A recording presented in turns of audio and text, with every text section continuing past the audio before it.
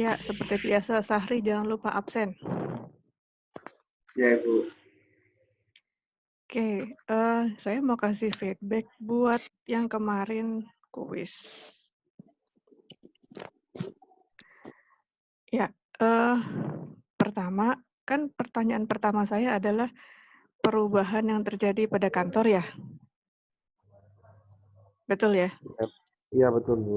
Nah, sebenarnya yang saya minta adalah Anda menggambarkan perubahannya apa, dulu apa, sekarang apa.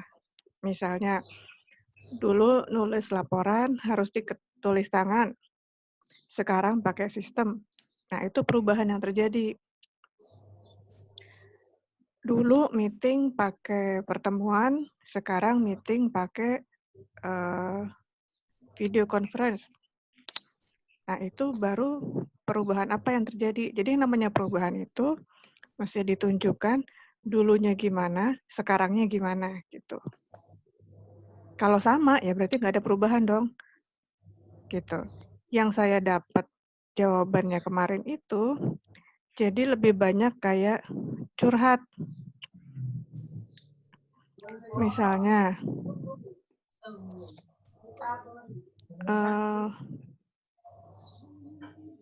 nah misalnya gini, dulu kerja di suatu tempat yang fasilitasnya jauh lebih lengkap, waktu dan tempatnya jauh lebih nyaman. Sekarang pindah ke kantor yang jaraknya tidak efisien dan fasilitasnya kurang memadai. Pertanyaan saya, itu yang berubah siapa?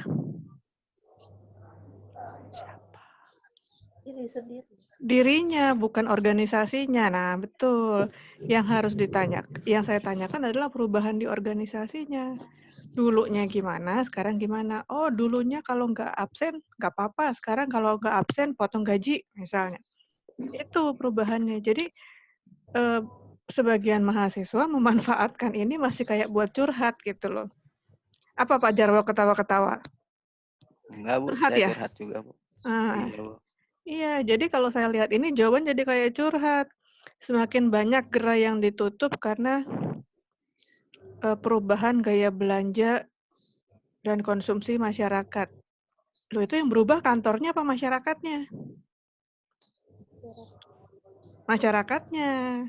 Ya, paham ya? Ininya di mana? Anda belum berhasil mengidentifikasi perubahan di kantor. Kantor saya dulunya nggak pakai absen. Sekarang pakai absen. Atau kantor saya dulu pakai absen yang ceklok gitu kartu. Sekarang pakai absen jempol. Nah, itu perubahan.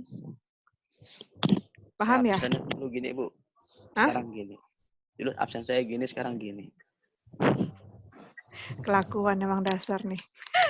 Pak Jarwo. Untung nggak ada Prof Yasin di sini ya. Parah. Gitu ya. Kemudian apalagi?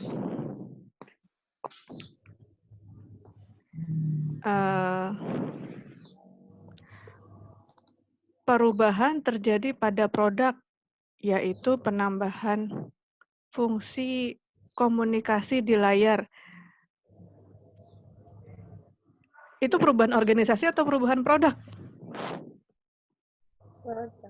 Produk. Ya. Mulai bisa nggak bedain? Ya, Bu. Nah, jadi ini saya terima curhat judulnya.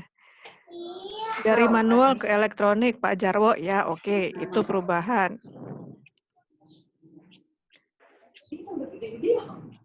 Nah, misalnya gini, dalam 2 tahun terakhir ada kebijakan bagi konsultan yang sudah pensiun bisa dikontrak sebagai pre-sales. Itu perubahan bukan? Bukan, Bu.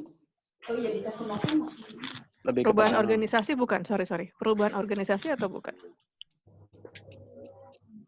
Itu masuk divisi khusus atau sesuai manajemen nggak berubah, Bu? Nah, makanya itu jadi agak membingungkan. Yang punya pasti mesem-mesem, ya kan? Yang punya jawaban itu pasti mesem-mesem. Itu perubahannya nggak jelas. Mau ngomongin perubahan organisasi atau perubahan kebijakan aja gitu. Itu udah nggak usah dijawab. Saya kan nggak sebut nama dari tadi. Ya, itu definisi atau penggambaran yang belum kena gitu loh. Bener ada perubahannya, tapi kalau Anda masukin yang itu, jadinya nggak bisa dianalisis faktor-faktornya apa gitu. Itu satu hal. Yang kedua, yang saya dapat misalnya gini.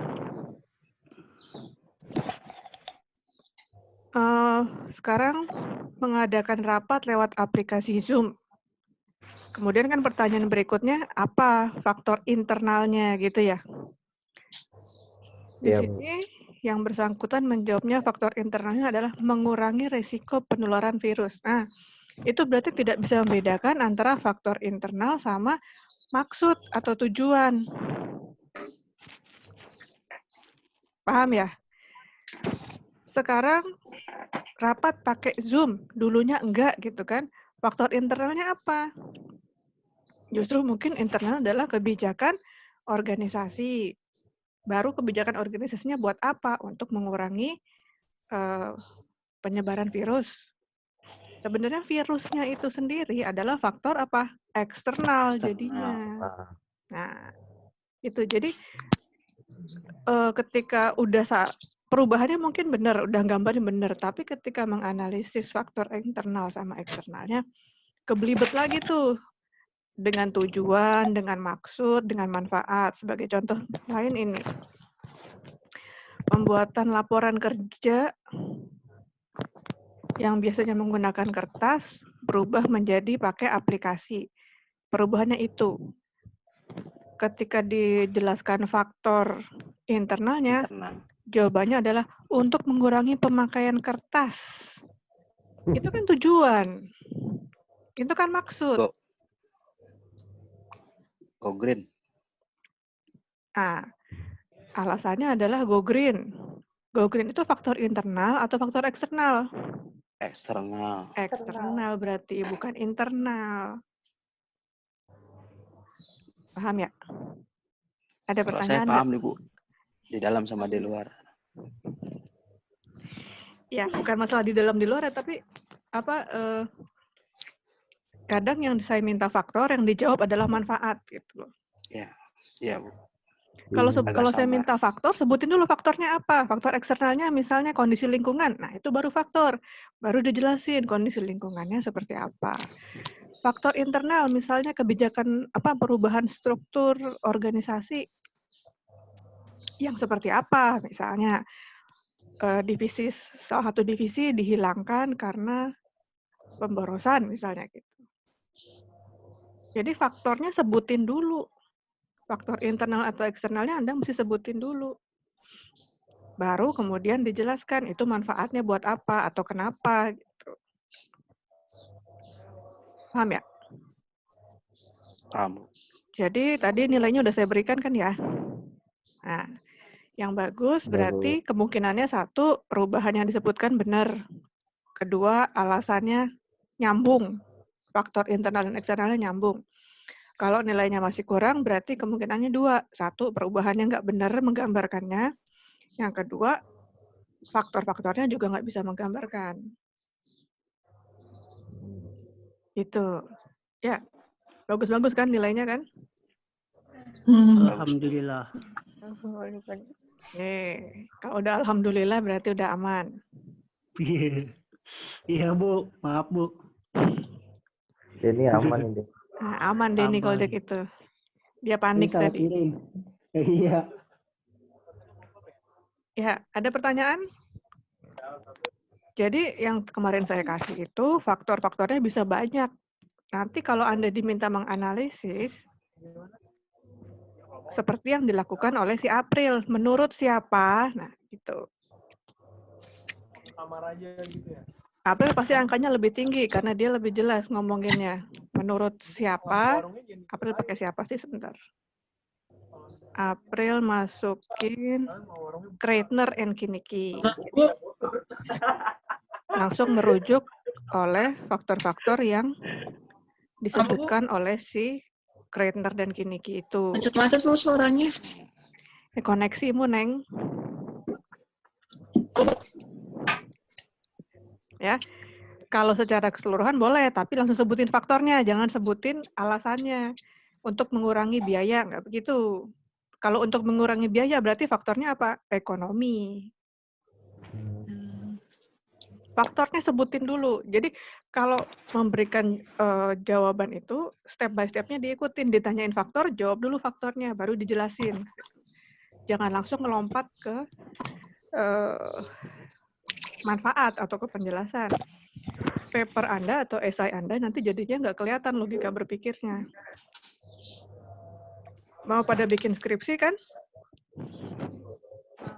Nah, kalau bikin skripsi itu harus kelihatan apa dulu yang mau diambil supaya kelihatan urutannya. Oh, ini, setelah ini, setelah ini baru mengakibatkan itu. Ini itu. Ya tergantung meneliti apa, kepuasan kerja terhadap turnover. Kan harus ada arahnya. Cit, habis sholat banget, Cit, belum pakai, masih pakai mau kena. Dibuka ambiar, Bu.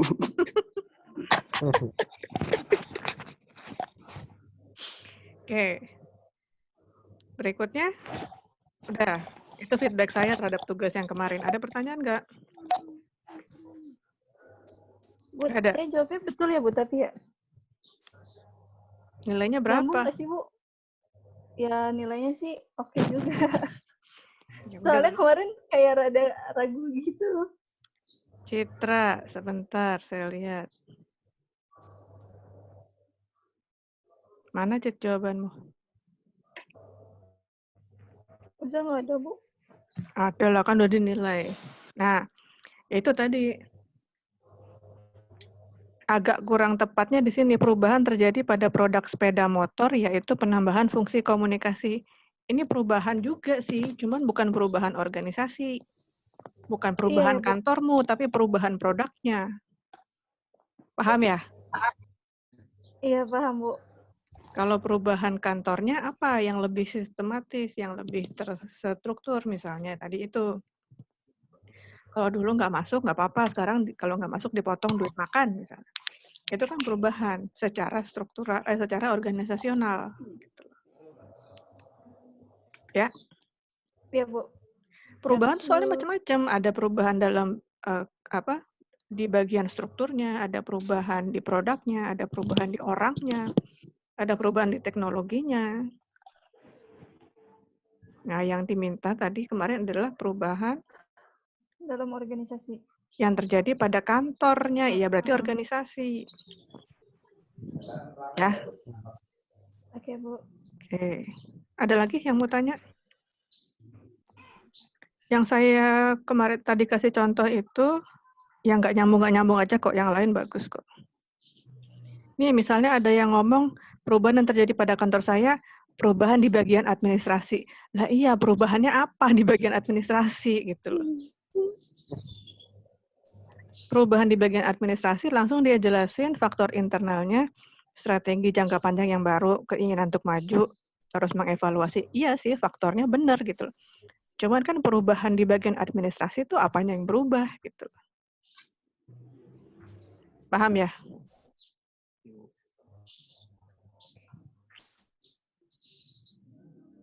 Gitu. Ya, ada pertanyaan lagi? Yang punya jawaban mesem-mesem aja dari tadi. Oke, kalau tidak ada, saya coba. Nih. Ini ada berbagai jenis perubahan.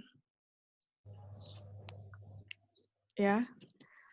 Ada yang kalau kata si Burns itu ada yang berupa peningkatan. Sebenarnya nggak enak nih terjemahannya ya, incremental, punctuated, sama continuous transformation. Itu karena dia melihat dari individu, kelompok, dan sistem. Jadi perubahannya itu bisa berskala kecil sampai besar, bisa terencana sampai mendadak. Yang kecil itu biasanya, yang skala kecil itu biasanya bersifat operasional. Yang besar itu bersifat strategis, perusahaan. Kalau yang kecil nih biasanya berdivisi, perbagian. Kemudian bisa juga perubahannya bisa juga dilakukan secara terencana maupun mendadak. Kalau lingkungannya stabil kayak kemarin tuh perubahannya terencana. Ingat nggak yang apa arus deras sama yang di danau itu? Nah itu kalau lingkungannya stabil, yang kayak di danau, yang anteng gitu, itu kita bisa melakukan perubahan yang terencana. Kalau enggak, kalau yang turbulence itu kita biasanya perubahannya secara mendadak. Nah ini gambarannya. Perubahannya bisa skala besar, bisa skala kecil. Kalau yang skala besar biasanya bersifat transformasional. Kalau yang skala kecil, incremental. Kalau UNCRIS mau melakukan perubahan, itu skala besar apa skala kecil? Perubahan atas apa, Bu? Apa yang perlu diubah di UNCRIS? Manajemennya, Bu. Manajemen. Berarti itu ada di level apa? Organisasi kan? Nah ini, lihat di PowerPoint-nya. Level organisasi itu pilihannya 2. Jadi perubahannya berarti bersifat transformasional, skala besar. Ini kalau saya gerak-gerakin kursornya kelihatan nggak sih? Kelihatan, Bu. Nah, jadi kalau tadi Pak Jarwo bilang perubahannya di mana? Di manajemen, Bu. Oke, perubahan di manajemen itu artinya di sini, di level yang ada organisasinya. Berarti jelas ini perubahannya transformasional, skala besar. Tinggal fokusnya di mana? Di culture atau di structure dan proses. Kalau Pak Jarwo tadi bilang manajemen, arahnya ke sini, structure. Ya kan? Dan proses pengelolaan oleh manajemen itu sendiri. Berarti apa? Sudah transformasional, perubahannya harus bersifat yang cepat.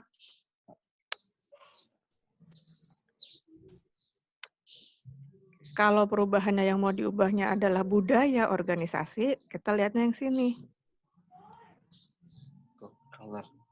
Nah, berarti perubahannya transformasional skala besar, tapi pelan. Mau yang pelan, mau yang gitu. Paham ya? Ini menurut si Burns tahun 2000. Ada lagi. Nah, kata tokoh ini dan V dan Stace itu perubahan bisa dikelompokkan karena ada keterlibatan pekerja dalam 4 cara ini. 1 disuruh kerjasama, 2 disuruh nanya, 3 dikasih perintah, 4 dipaksa. Sorry. Nah, sekarang perubahan yang terjadi akibat COVID-19 itu kan membutuhkan keterlibatan orang-orang kan? Ya. Oke, pertanyaan saya itu pakai cara yang mana dari 4 ini? memaksa, Bu. Memaksa. Memaksa, Bu. Memaksa. Oke, Semuanya, kenapa memaksa? semuanya ada, Bu. Kerjasama juga. Semuanya ada sih, Bu. Ada semua? Ada semua, Bu. Oke. Yang konsultasi ada? Kayaknya Ada, enggak Bu. deh. Ada Konsultasi kemana? ke dokter. Itu kan ada sekarang udah dibuka, Bu. Konsultasi ke dokter, ya, oke. Satunya. Nah, yang mau saya tekankan di sini adalah ini tuh sebenarnya nggak milih salah satu dari 4, tapi bisa semuanya ada, bisa digabungkan. Bisa dipaksa, tapi juga bisa disuruh diajak kerjasama, bisa. Di kerjasama dikasih ada yang untuk konsultasi, ada yang untuk bertanya, bisa. Nah, jadi kalau awalnya kerjasama, terus konsultasi, terus perintah, lama-lama maksa, boleh nggak, Bu? Pak Jarwo nih kayaknya di kantornya dipaksa terakhir-akhirnya ya. Agak enak aja kalau maksa, gitu. Terpaksa nih kayaknya Pak Jarwo nih. Bisa, jawabannya adalah bisa. Tergantung situasi dan apa yang mau dicapai. Iya, Bu. Nah, Orang lain ngomong beda lagi nih si Story. Dia bilang perubahan itu ada 4 jenis berdasarkan cara dilakukannya. Top down, udah tahu. Piecemeal, piecemeal. Harusnya peace, damai. Ada bargaining for change. Kalau melakukan perubahan itu harus tawar-tawaran. Ada yang bersifat sistemik. Kalau dua organisasi udah nyambung, yaitu perubahannya berlaku secara sistemik, secara sistem. Nah, ini sama perubahannya. Sebetulnya kalau nanti dilihat masing-masing, itu intinya jenis-jenis perubahannya nggak beda, tinggal menurut siapa aja. Nih, kalau si Kreitner tadi membagi perubahan 3 berdasarkan kompleksitas, biaya, dan ketidakpastian. Nah, ini ada perubahan yang sifatnya adaptif. Adaptif itu apa? Paling nggak kompleks, biayanya sedikit, dan ketidakpastiannya juga sedikit. Resistensinya juga sedikit.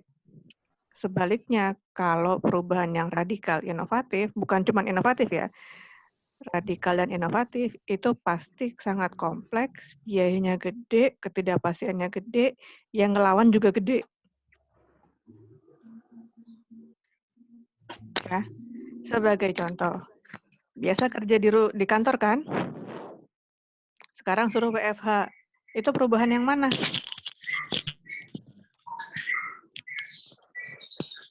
Adaptif, inovatif, atau radically inovatif?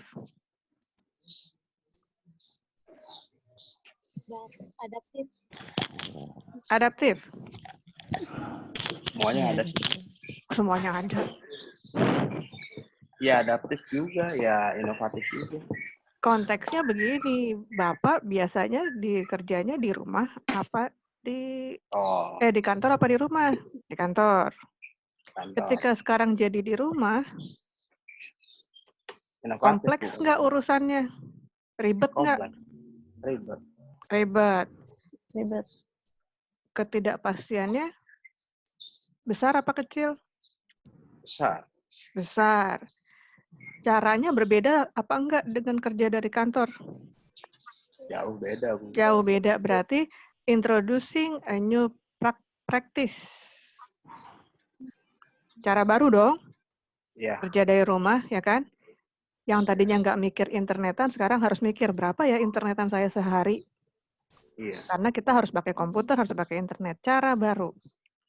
Resistensinya besar apa kecil? Besar. Saya tadi baru ngajar mahasiswa secara online, semuanya bilang apa? Nggak ngerti kalau diajarin secara online. Loh, apa bedanya? Kan saya ngomongnya sama. Cuman bedanya sekarang lewat internet, kalau yang biasanya duduk di kelas. Resistensinya gede itu. Saya juga nggak enakan langsung, Bu. Enakan langsung. Ya karena kalian kebiasaannya langsung. Iya. Iya, jadi itu perubahan yang nggak seperti apa? Radikal.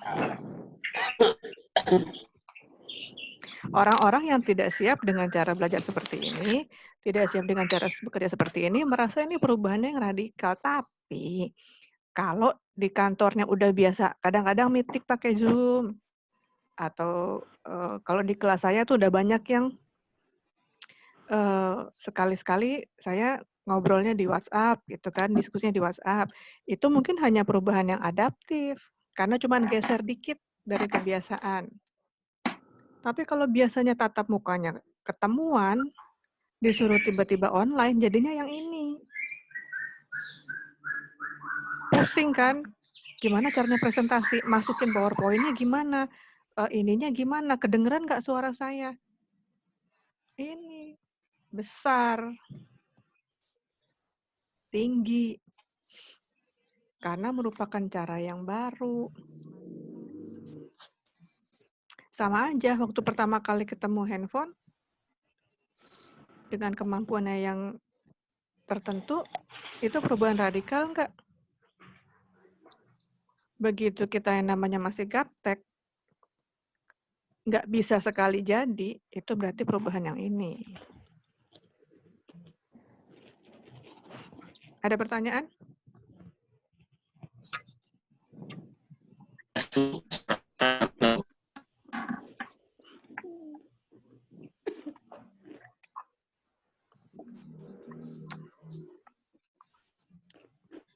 Ada pertanyaan nggak?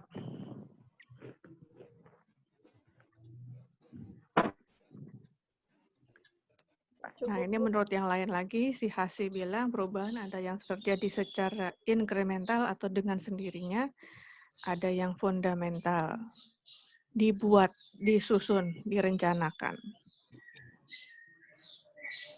Masalahnya kadang-kadang, bukan kadang-kadang, seringkali perubahan yang kita alami itu terjadi dengan sendirinya. Kita tidak dengan sadar melakukan perencanaan atas perubahan itu. Betul nggak? Ya kayak sekarang aja, suruh kerja dari rumah. Rencanain nggak? Enggak. Akhirnya terjadi dengan sendirinya. Kita nggak pakai perencanaan. Ujuk-ujuk harus bisa aja. Kerja dari rumah, belajar dari rumah. Nggak tahu gimana caranya. Tapi bisa buktinya. Itu dia. Sebenarnya, kalau bisa enggaknya sih harusnya bisa gitu loh. Karena manusia itu ternyata adalah orang yang adaptif. Cuman gimana caranya aja gitu loh. Kalau kita mau kekeh nggak bisa, soalnya saya biasanya begini, ya nggak akan bisa gitu loh. Yang dijodohin terima aja deh, orang juga bisa. Ini kenapa jadi curhat begitu ya? Lama-lama saya mute juga nih. Oke. Bu, Pak Malik udah masuk, Bu. Udah, Den. Udah, Den. Kedengeran nggak, Den? Oh, iya. Kemarin Malik, curhat, Bu, nggak bisa. Pak Malik dia ada yang kangen, Kemarin saya belum masuk grup, Bu. Jadi saya nggak tahu linknya, passwordnya. Sekarang udah. Gimana sih diajakin masuk nggak mau Pak Malik nih? Lupa Sahri masukinnya, Bu. Ketua kelas macam apa itu? Canda. Tuh kan jadi hilang. Tanda. Mana tadi tuh? Nih. Nah, ini ada beberapa cara perubahan nih. Kalau kita sudah berhadapan dengan urgensi versus resistansi, itu kita akan main di 4 kuadran ini. Kalau sangat penting, terus resistensinya rendah, kita masih bisa ajak untuk berpartisipasi, tapi lebih kenceng. Didatengin tiap hari, ayo yuk, caranya begini loh, pakai Zoom meeting, urgensinya tinggi, tapi resistansinya rendah. Sebenarnya orang mau-mau aja gitu kan, cuman nggak biasa. Tapi kalau resistensinya tinggi, pakai yang ini. Harus didorong partisipasinya. Kalau perlu ditungguin di sebelahnya.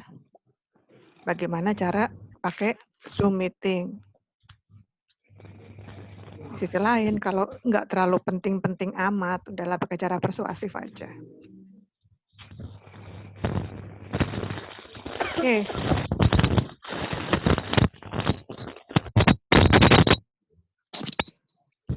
Ini sebenarnya semuanya adalah metode atau pembagian jenis-jenis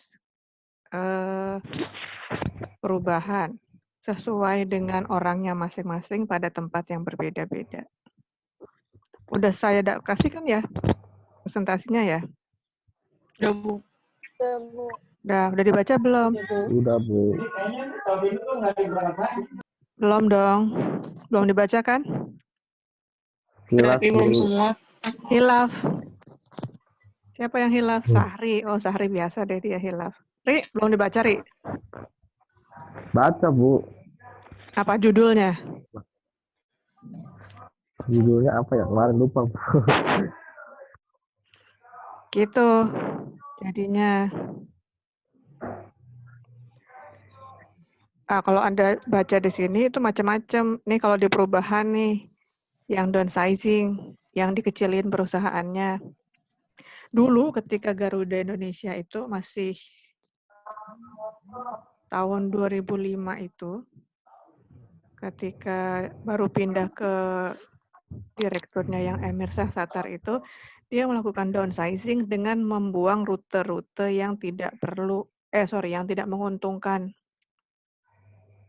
Semua orang curiga sama dia. Kenapa dia jadi direktur kemudian dibuang-buangin? Padahal ini adalah salah satu teknik untuk melakukan perubahan, untuk melakukan downsizing, dikecilin. Ada lagi yang pakai perubahan teknologi kemarin tuh yang disebutkan tuh. Tadinya bikin laporan manual, sekarang bikin laporannya pakai aplikasi. Nah, ini pakai teknologi. Setiap penggabungan dan pengakuisisian itu juga pasti menggunakan metode perubahan. Kenapa? 2 kebiasaan, 2 budaya suruh jadi 1. Toilet dulu ya, Bu. Ya nggak usah laporan sih kalau ke toilet, Pril. Boleh April silakan azan, Bu. Oke, jadi silakan dibaca. Itu ada masing-masing penjelasannya.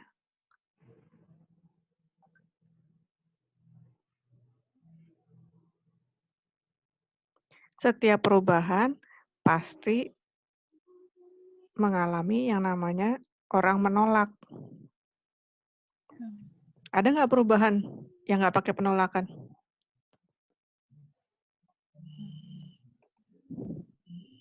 Kalau ada kasih tahu dong. Perubahan siang dan malam. Oh, nggak pakai ditolak ya? Ya yang ngubah bukan Bapak soalnya.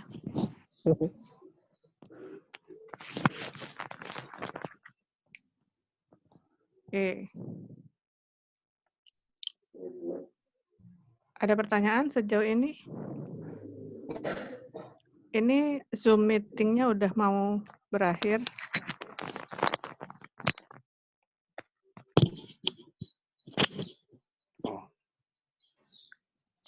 Ada pertanyaan? Di sini lanjut lagi ya, Bu? Bu, di Unggris ada perubahan yang signifikan nggak, Bu? Nah, ini kesulitan saya menjelaskan manajemen perubahan itu adalah itu.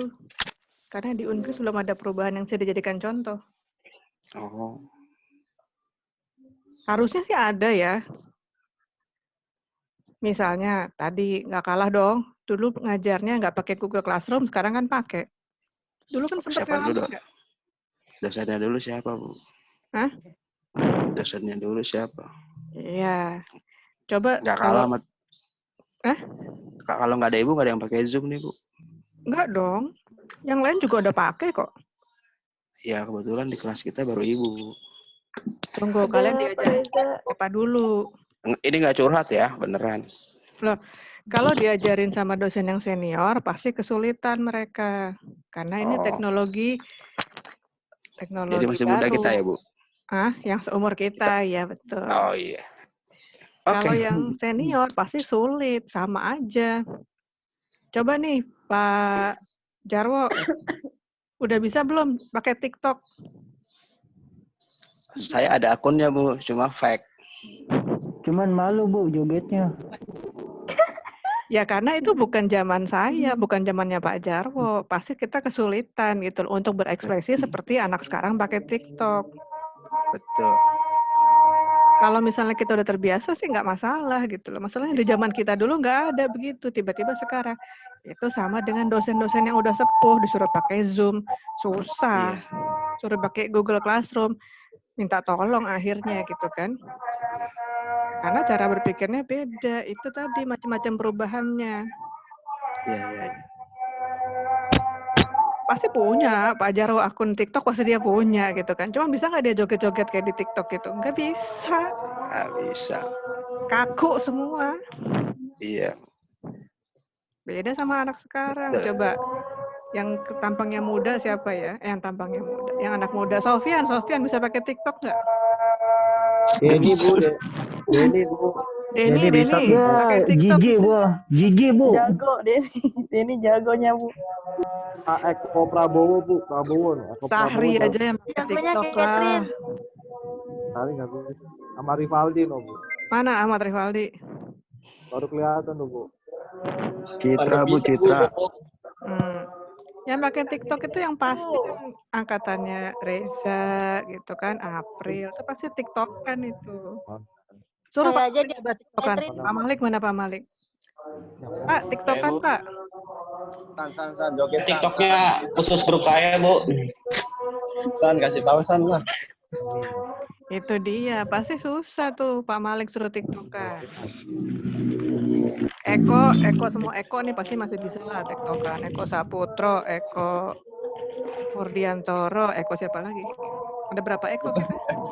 Enak aja bukan saya, Bu. Iksan tuh, Bu, sering main TikTok loh.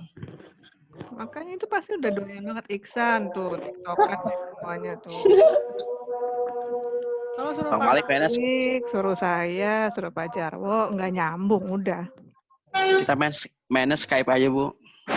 Ketahuan umurnya kan, ketahuan. Jangan banget Skype. Jadul banget kan Pak Jarwo kan, nah, emang tuh. Iya. Itulah perubahan itu. Teknologinya ada, tapi berubahnya tetap susah. Ini saya masih sharing nggak sih? Masih dong. Oke, stop sharing. Yuk. Oke, ada pertanyaan nggak? Habis ini putus, mau lanjut atau mau diskusi di Google Classroom? Lanjut. Google Classroom, Bu. Diskusi aja, Bu. Diskusi aja ya? Lanjut bu. Lanjut. Google Classroom aja, Bu. Oh. Bu, saya sama Lutfi, Bu. Lanjutin aja bu. Video.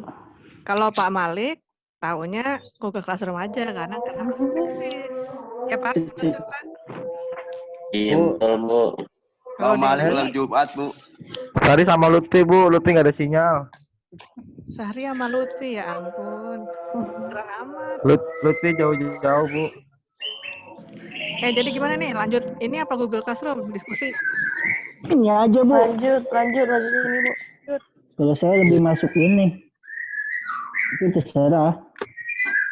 Lanjut. Ini aja, Bu. Ada yang bisa. Lanjut. Ada yang Enak saya di bisa sini liatin. Bu. Oke, kalau gitu, kalau putus saya kirim undangan lagi ya. Ya, Bu. Nah, tuh burung siapa dah? Gacor Jarwo banget. itu burungnya. Oh, sorry, Jarwo sorry. itu.